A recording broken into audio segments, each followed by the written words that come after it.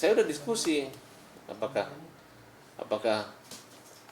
kalau dia masuk ke rumah kita pukul, ataukah kalau dia pukul kita balas, ataukah kita bikin dia emosi dia mukul. Kan banyak sekali alternatif tadi. Tapi yang saya coba, saya sholat dulu, habis sholat dulu saya tenangkan hatiku. Akhirnya, karena kalau pesan ibuku, ya bapakku, kalau kamu emosi lebih baik kamu berwudu dan pergi sholat, duduk sholat. Nah, kenapa? Ya mudah-mudahan bisa tenang gitu. Mudah-mudahan tidak ada setan yang memancing, memperkeruh. Dengan cepatnya di sini, saya anggap nggak ada setan lagi kan, kira-kira begitu. Oleh karena itu, saya agak nggak asik juga ya, sebenarnya nggak asik gitu. Tapi ya, saya malah mikir jangan-jangan nanti kita ditempelin dulu sama dia tuh, atau marah gitu kan. Tapi saya pikir dia kan orang matang, orang mapan gitu. Sebenarnya nggak perlu gua mukul gini. Saya malah menggambar, malah teman saya nakutin bahwa Denny orang Makassar mau satu badik, mau bawa badik. Wah, bahaya nih.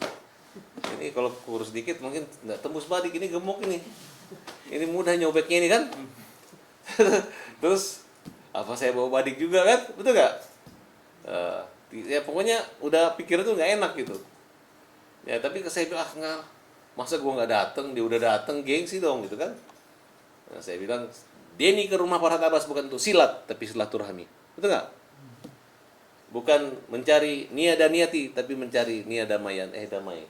Cari damai, bukan cari dani, tapi cari damai. Kan betul nggak?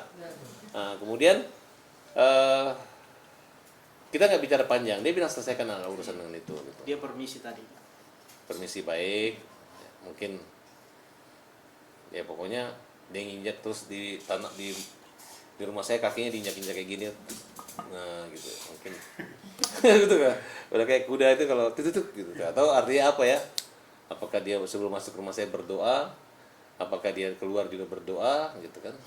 Tapi yang jelas kan saya udah sebelum Denny ketemu saya udah bilang Denny udah klarifikasi kalimatnya, ditafsirkan yang positif. Ya. Kalau misalnya kalimatnya Denny itu dari depan tae, nah, tapi kalau mungkin dia nyuruh saya baca dari belakang gitu kan, ya. Misalnya dia kayak gitu kan. Jadi makan kan, betul nggak? Kalian tae ya, betul nggak? Jadi saya anggap Denny menyuruh saya jangan baca dari depan. Kalau dari depan tae, tapi kalau dari belakang makan, kan? Oh, boleh juga lah pikiran lu gitu. Makanya kalian lain kali jangan jangan cepat marah. Kalau orang bilang tae itu artinya makan. Oke? Tunggu, belum, masih ada. Pablo masih ada, kita somasi. Nah, kemudian ngurus Agus ini. Jadi banyak jadi maksud saya ngajak teman-teman bantu Agus obat dan selesai. Ini ada lagi pengacara Zainuddin keluar ngelekin Agus. Nah, RT Law udah masuk, nggak ada masalah, nggak ada perpecahan. Denny lagi minta dipukul, minta dihajar, betul nggak? Saya pikir yang datang ini janda Bahenol di rumah saya. Denny pemain basket yang badannya gede, betul nggak? Kalau saya berantem mungkin saya kalah sama dia gitu. Tapi dia dengan menyerah pukul saya. Ya nggak bisa gue pukul lu, Den. Nah, kemudian datang lagi si P dari Bukit Sentul. PB. PB, kamu udah saya somasi sekarang. 2 kali gue laporin lu. Saya kerja membela kaum lemah. Kamu ganggu-ganggu lagi, baru kamu hina-hina saya. Gak ada urusan sama kamu. Ya. Capek saya nih. Udah saya bantu jadi lawyer, dia bilang gara-gara saya dia masuk penjara. Enggak ada. Saya ketemu dia sore, pagi, jam 9 di sini. Ke Polda jam 10. Sampai Polda diperiksa, sore tersangka, ditangkap maghrib. Tahu kenapa? Karena mereka sembunyikan barang bukti, tukar handphone di warung kopi tiam di situ. Polisi anggap tidak kooperatif. Nah, karena tidak kooperatif, dikhawatirkan melarikan diri, mengulangi, menyembunyikan barang bukti, ditangkap. Saya tanya Pak Polisi, mungkin malu gua masa ditahan. Ya begitu orangnya, ya bingung kita. Ditangkaplah supirnya, ngaku, disuruh, itu memperberat. Ditangkaplah tantenya, tetangganya. Oh, ada Farhat telepon tadi, sembunyi barang bukti. Padahal kan saya nggak mikir sejauh itu. Mikir tolong ada ini, ada uang, ada senjata, mungkin ada izinnya. Saya sempat dipanggil. Makanya saya nggak pernah muncul lagi di sidang itu. Karena mereka terlalu kriminal saat itu gitu. Dan hampir kita kena ya tersangka gara-gara dituduh menyembunyikan barang bukti daripada orang itu. Padahal niat kita bagus. Di situ ini saya bongkar ya. Makanya hati-hati ya. Dia nggak pernah bayar. Makan kita traktir. Minjem uang. Ya. Minjem uang kok. Terus apa lagi? Nggak gunting kuku. Nggak rapi gitu. Nggak ada uang ke salon waktu itu. Jadi jangan sombong sama kita ya. Oke? Terima kasih Bang. Ya. Baru salah urin. Saya nggak tahu dia itu mau narkoboy, nartarsan, saya nggak ngerti gitu. Bukan urusan saya. Saya nggak berpikir orang mau narkoba silahkan. Yang penting yang ditangkap dia. Orang mau masuk surga silahkan, tapi mati dulu. Orang yang masuk neraka silahkan. Terutama yang menghajar Agus, masuk nerakanya semua, gitu ya. Kalau di barat bukan Tuhan, bukan. Ciri-ciri orang masuk neraka itu ada orang buta dihajar, dizolimin, ada uang orang buta diambilin. Jadi orang buta nggak ngeliat uangnya lu ambil, lu bawa ke bank langsung dipencet tek, langsung pindah uangnya. Itu, ya kan? Kalau orang normal, anak normal aja jangan, apalagi orang buta. Kalau uangnya kurang isi, berasnya kurang isi, airnya kurang isi, sedekah uang, beras, sedekah, jangan pernah berhenti. Karena dia orang nggak bisa apa-apa. Kalau orang misalnya tuli, bisu masih bisa melihat, masih bisa nulis. Kalau orang buta ini gimana dia? Untung dia udah tahu bentuknya ayam gitu. Jadi kalau dia bermimpi masih bisa ketemu ayam gitu. Tapi kalau dia sama sekali nggak pernah lihat ayam kan bingung gitu. Betul nggak sih? Jangan-jangan nanti Adri cantiknya kayak ayam. Apa?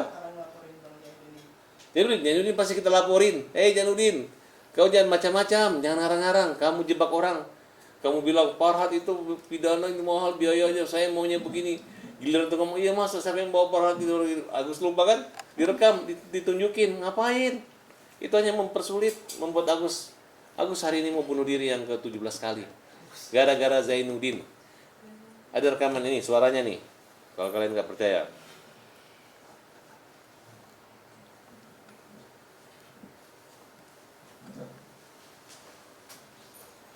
Menyampaikannya gimana Kak Bang? Alasannya Agus.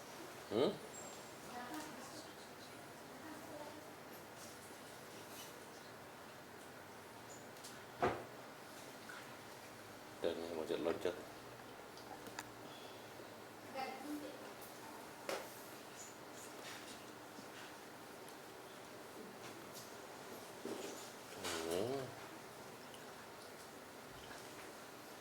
Nih. Iya Bapak, maafin Agus Bapak. Agus tenang, Agus sabar, tegar terus Agus ya. Bukan Agus yang jahat. Zainuddin yang jahat. Zainuddin yang jahat, dia mempermalukan Agus. Itu Agus udah hancur Bapak, dihancurin lagi sama orang-orang kayak gitu. Iya, dia jahat. Dia Orang jahat buta sama dalam kamu, Agus. Tenang aja. Iya, Nanti Allah yang balas. Agus tenang aja ya. Ini infeksi. Nanti sore Agus ketemu saya dan Krisna dan cara pembela kaum lemah, tapi pelakuannya. Agus utarakan semua, panggil semua saudaranya. Apa motivasi dia ngerekam-rekam mempermalukan dan mengadu domba itu, ya? Pengacara kayak gitu yang menghajar klien itu nggak laku lagi, Agus. Tenang aja. Aduh Bapak, nanti makin runyam lagi hidup kita Pak. Runyam hidupnya dia. Halo? Gara-gara ini. Ya Bapak, aku udah lelah. Aku pengen bunuh diri aja ini Bapak. Jangan. Nanti kita bisa laporkan dia ke Kode Dewan Etik Pengacara. dan bisa kita pecat dia jadi pengacara, tenang aja. Itu bagus dibuatnya hancur. Sedih. Udah, Bapak. coba yang ada situ tolong tenangkan Agus. Tenang aja, Agus berdoa aja untuk dia yang apa kira-kira yang pantas dia dapati, itu aja supaya dia merasakan derita Agus sebagai orang buta. Dari tadi saya udah Kemudian satu lagi,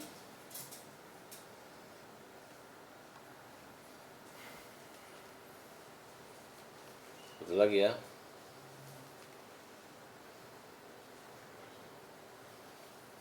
Lu baca itu ya. Oke, informasi lu valid ya. Dia 5 jam yang lalu baru posting lagi tentang Farhad dan Agus ya. Statement tegas gua lu baca itu ya. Jadi mulai detik ini gua gak ada urusan lagi sama Jay ya. Lu mau sikat dia, lu mau hajar dia, gua gak akan ikut-ikut ya. Karena dia juga gak patuh sama gua. Jadi dapat kabar dari John LBF, baik orangnya John LBF. Jadi ketika dia mengatakan bahwa gue suruh stop Zainuddin untuk menghajar Agus, dia nggak dengar, langsung dekat. Sedangkan dia mengompor-kompori katanya kalau jadi anak Boy John nggak dapat apa-apa, dia panas-panasi supaya orang jengkel dan ribut sama saya. Nah, inilah namanya politik DPD et impera. Banyak kenapa negara-negara kita dulu pecah dan tidak bersatu karena banyak penjilat-penjilat bermuka dua, orang yang sifatnya adu domba. Kita bilang orang penjajah beradu domba, jahat, padahal sebenarnya kita yang terpengaruh mudah diadu domba gitu. Oleh karena itu persatuan diutamakan, dan kalau kita membantu orang buta ya betul-betul membantu tulus gitu, jangan menyerang, giliran nggak dipakai lagi. Tidak pernah kita mencabut kuasa semua itu. Agus tidak pernah. Kalau mereka tanyakan, mereka punya klien, mana surat kuasamu? Surat kuasamu di mana? Bernaung di kantor Farhad Abbas. Dan mana surat pemecatan? Yang nggak pernah dipecat. Hanya mengundurkan diri aja. Nanti kita laporin baru KO. Ya. Jangan merasa oke tapi ternyata KO. Ya. Walaupun Farhad kalian bilang no, tapi kita balik jadi on. Jangan bicara risiko tapi risiki. Sip. Oke, terima kasih bang. Tadi bang, terkait Novi yang diduga menggelapkan mobil, gimana bang? Saya nggak ikut campur itu. Saya nggak tahu mau dia gelapkan atau tidak, itu bukan urusan saya. Mau gelap atau terang? Baik. Terima kasih Yang bang. penting uangnya Agus jangan digelapkan. Oke. Terima kasih bang. Ya, thank you ya.